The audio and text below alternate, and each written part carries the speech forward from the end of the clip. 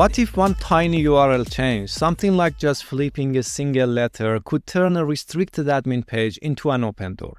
No 0 days or fancy exploits. Just one small tweak and suddenly you have got full admin control. And what if you didn't need to bypass authentication at all?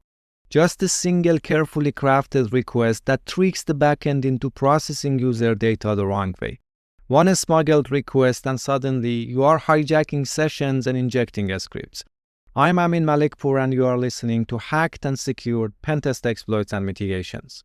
Today, we are breaking down two real-world exploits, a 403 forbidden error bypass that led to full admin control and a request smuggling attack that let an attacker hijack user sessions and inject malicious responses.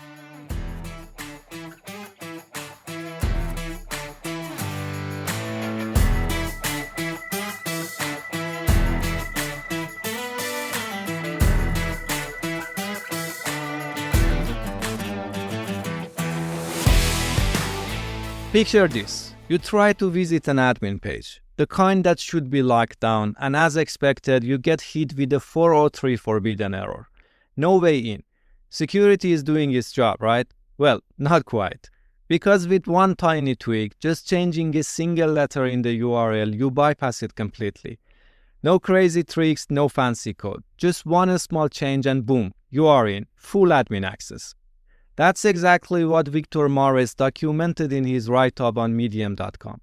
A 403 error bypass that turned a locked admin page into an open door, leading to full website takeover. And here's the best part. This wasn't some secret 0-day or advanced exploit. No deep hacking skills were required. Just persistence, creativity, and testing things most people assume won't work. Alright, let's break it down. Victor was doing a black box pen test, which means no insider knowledge, no logins or credentials, just him, a domain, and some subdomains to play with. His first move was to hunt for those sneaky admin panels hiding around, and he found one fast. When he tried to access it, a 403 forbidden error hits him. A 403 error usually means the page is restricted, maybe only accessible to logged-in users, or there is IP allow listing so only a specific IPs can get in, or server-level access controls are blocking it. Sound like done, right? But if you have done pen testing for a while, you know better. 403 error doesn't always mean game over. Sometimes it just means try a little harder. 403 bypass tricks are nothing new. So Victor started testing the usual bypassing techniques. Swapping HTTP methods like get to post to head, adding spoofed headers like x forwarded for or x original IP, messing with the URL, trying things like /admin/dot/index.html or /admin ? Even flipping HTTP versions to see if that would do the trick. None of them worked. Security controls holding strong. But then he remembered something. Some access control systems rely on case-sensitive URL matching, meaning they only block exact lowercase version of a URL. So Victor tried something simple. He typed /admin in lowercase and he got a 403 forbidden response. Then he typed /admin with an uppercase A and boom, he got a 200 OK response, and just like that, the admin page loaded. The trick was to make the A in the /admin uppercase. Creative, right? So why did this work? Simple. The system blocked only lowercase /admin, but treated /admin with an uppercase A like a totally different pass. It should have been case insensitive. URLs shouldn't care about uppercase or lowercase letters, but it did. So now Victor had a login page right there in front of him. The only problem was that he still needed credentials to get past it. Bypassing 403 error was one thing, but getting past the login was another challenge. A properly secure admin panel should have one of the following controls in place. Username enumeration protection so attackers can guess valid accounts. Rate limiting to stop brute force attacks, or even a web application firewall to detect rapid login attempts. But this admin panel had none of those controls in place. Next, Victor did what any good pen tester would do in this situation. He fired up Burp Suite Intruder, loaded a huge list of leaked credentials, and let it run. A few thousand tries later, a successful login response, and just like that, he was inside the admin panel with full admin privileges in his hands. And here's where things get really ugly. This wasn't just some basic dashboard with a few harmless settings. No, this was a fully unlocked admin system. Victor could do whatever he wanted. Modify user accounts, mess with the whole website configuration, or extract sensitive user data. And to prove the impact of the attack, he scrapped the entire database. We are talking about 39,000 records containing names, emails, phone numbers, and addresses. All because of one simple access control mistake. One letter change. That's all Victor needed. This attack should never worked. Security failed for two big reasons. The access control system relied on case-sensitive URL filtering, and then the admin login page had no brute force protection, no rate limiting, nothing. Here's what should have been done differently to prevent this attack. Enforce proper server-side access control. Block all unauthorized paths to sensitive pages like admin panels, regardless of case sensitivity. This alone would have stopped Victor's uppercase trick before he even saw the login page. Implement rate limiting on login pages to mitigate the brute force attacks. Cap it at something like 5 failed tries per minute. Then lock the account or IP for a bit. No more letting thousands of unchecked guesses fly through. And log and monitor bypass attempts. If I had to rank them, server-level access control is first. This is the proactive fix, stopping the problem at its root. Rate limiting's next. It kills the brute force exploit, making sure even if someone reaches the login page, they can't guess their way in. And finally, logging and monitoring. It's reactive, but essential for detecting attacks early. What would happen if all three in place? Leave me. Victor is stuck at 403, no admin access, no data, nothing. Alright, fellow pentesters, here are some key takeaways for spotting issues like this in your daily hunts. Always test 403 restrictions. A blocked page doesn't always mean no access. Don't just trust it, always test it. Victor proved that a forbidden error can be a lie, right? Try some unusual bypass moves. Flip those letters, uppercase, lowercase, small tweaks that might just slip past weak access controls. And remember, brute force attacks still work. Weak login protections are still one of the biggest security risks today. If a system blocks one version of a URL but allows another, it's broken. Security should be applied at every layer. URLs, logins, all of it. Never assume a forbidden error means you are actually forbidden. Don't forget, one letter. That's all it took for Victor.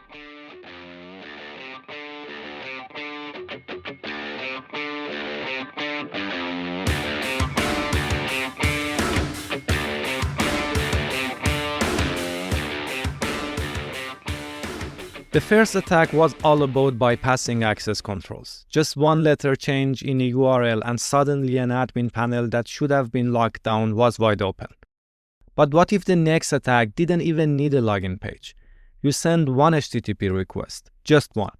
No brute force, no authentication bypass, no direct vulnerability to exploit. But in seconds, you have hijacked user sessions, poisoned caches, and manipulated backend systems. That's exactly what AlbinoVax uncovered and reported on HackerOne. An HTTP request smuggling attack so powerful it let him manipulate web infrastructure, compromising both commercial site and high security environments. Crazy, right? Let's break it down. Before we get into the attack, let's quickly break down what HTTP request smuggling is for anyone who's not familiar with it. Since HTTP 1.1, web apps can send multiple HTTP requests over one connection. Usually you got a reverse proxy sitting there in front of backend server, passing requests back and forth between users and the internal systems. Everything should be synchronized. But here's the problem. If the frontend and backend don't interpret HTTP headers the same way, things get messy. And when that happens, attackers are right there ready to slip through the cracks. By crafting a carefully manipulated HTTP request, an attacker can pull off some serious damage. Injecting payloads into someone else's request, altering responses, stealing credentials, even executing code on the server. And that's exactly what happened here. Alright, let's get back to the story. Before Albino Wax could exploit anything, he needed to find the weak spot. A setup where the front end and back end didn't parse requests the same way. So he sent a simple test payload. He started with a post request with HTTP version 1.1, then added the following headers. Host equal to example.com followed by transfer encoding equal to chunked and content length equal to 6. After that, he included a line with just number 0 and finished it off with a single X. Now here's what happens. If the front end trusts the content length header but the backend relies on transfer encoding, the backend never sees the termination chunk. That means the backend thinks the request is incomplete, but instead of closing the connection, it waits, holding the attacker's payload in memory, waiting for more data. And that's exactly what happened. The backend server timed out, just sitting there waiting for that missing chunk. But when the next user sent a request, their request got processed with the attacker's injected payload. Now that he could control how requests were processed, the next step was to pick an attack vector, and one of the most dangerous ones is session hijacking. By injecting malicious headers into another user's request, Albino Wax tricked the system into sending authentication tokens and cookies to a domain he controlled. And we all know what that means, right? Full access to victim accounts. But he didn't stop there. He took it further, using request smuggling to poison web caches, injecting malicious JavaScript into the site's CDN. Now every user who visited a certain page got that infected script, which executed directly inside their browser. So, how did Albino Wax actually inject those malicious headers into someone else's request? That's probably what you are wondering right now. It's all about that smuggling tricks he used. He sent a request with both content lengths and transfer encoding headers. It's like having two bosses giving different instructions on how big the request should be, but they don't agree. The front end looks at content lengths and says, cool, it's 6 byte, done. But the back end, it's all about transfer encoding, waiting for that 0 chunk to finish it off. They are not on the same page. When the front end and back end don't sync up, the back end sits there confused, holding that connections open with Albino Wax's sneaky payload just sitting there waiting to be processed. Then an unsuspecting user sends a normal request. It gets tangled with that leftover payload. Let's break it down with an example. Here's what he sent first. He started with a post request with HTTP version 1.1, added host header equal to example.com, transfer encoding header equal to chunked, and content length header equal to 6. After that, he put a line with number 0 and then X on the next line. Now the front end saw content length equal to 6, counted the 0 line and stopped. 6 bytes. Done.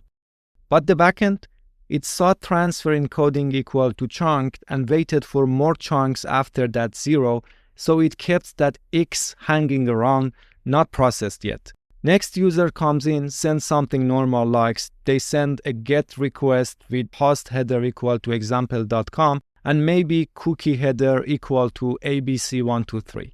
Backend grabs that leftover X from Albino Wax and appends it to the user's request as a header. That X could be anything nasty. When the server processed the request, it sent that injected data, which we call it X here, right back in the response. And the user's browser, it executed it, no questions asked. Just assume that X is a header like evil script equal to send cookies to attacker domain. The victim sends a normal GET request, but the backend is still holding that injected payload, appends the malicious script header to the response. The user's browser executes send cookie to attacker's domain script, and just like that, cookies are stolen, session hijacked, and full account takeover is possible. That's how he did it, slipping his headers into someone else's request by tricking the backend into holding his payload. Simple, sneaky, and brutal. This attack should never have worked. Security failed for two big reasons. The front-end and back-end servers parsed requests all different, and the system accepted malformed conflicting requests instead of rejecting them. Here's what should have been done differently to prevent this attack. A standardized request parsing. Front-end and back-end servers must process headers the same way. Flag and reject requests with both content lengths and transfer encoding headers unless front-end and back-end parse them in the same way. Enforce a strict header validation. Only allow known valid headers and block anything suspicious. Protect user sessions. Secure cookies with HTTP only, secure and same site attributes to prevent session hijackings. Monitor for anomalies. Security tools should detect and flag unusual request patterns, conflicting headers, and unexpected payloads. Even one of these controls could have blocked the attack or at least made it a lot harder. Alright, fellow pentesters, here's how you find vulnerabilities like these in your daily engagement. Test for request parsing inconsistencies. Send requests with conflicting headers and see how different layers handle them. Look for multi-layers architectures. If a site uses a reverse proxy, CDN, or load balancer in the mix, request smuggling may be possible. Play with header obfuscation. Use manual spacing, encoding tricks, or malformed headers to evade detection. A web app or a proxy might be secure on their own, but when we put them together, that's where vulnerabilities emerge. Real-world security isn't just about finding vulnerabilities. It's about understanding how layers interact and testing the assumptions developers believe are solid.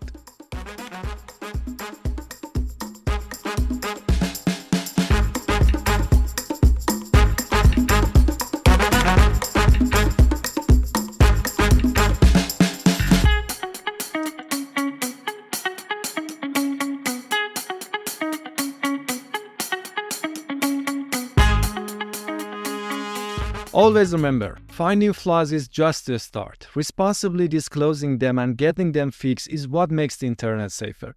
If you got value from this episode, share it with 1 or 2 people who would appreciate it. Let's make cybersecurity knowledge accessible to all. See you in the next episode.